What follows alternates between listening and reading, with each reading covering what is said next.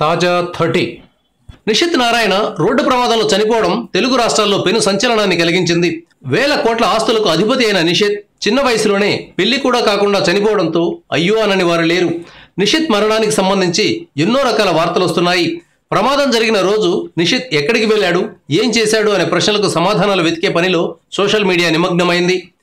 నిషిత్కు సెలబ్రిటీలతో పరిచయం ఉండటం పెద్ద విషయం కాదు. మంత్రి కుమారుడు కావడం, నారాయణ లాంటి ఒక భారీ ఎడ్యుకేషనల్ సంస్థకు వారసుడు కావడంతో నిషిత్కు పలువురు సెలబ్రిటీలతో పరిచయాలుంటాయి. నందమూరి బాలకృష్ణ కుమారుడు మోక్షజ్ఞ కూడా నిషిత్కు స్నేహితుడని చెప్తున్నారు. ప్రమాదం జరగడానికి ముందు రోజు రాత్రి నిషిత్ మోక్షజ్ఞని కలిశారనే వార్తలు వస్తున్నాయి. నిషిత్కు సినిమాల మీద కూడా ఆసక్తి ఉందని తెలుస్తోంది.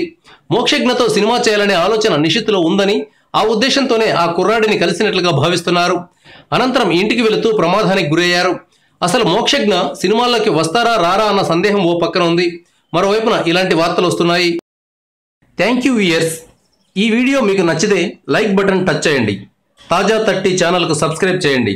మీ మిత్రులకు షేర్ చేయండి.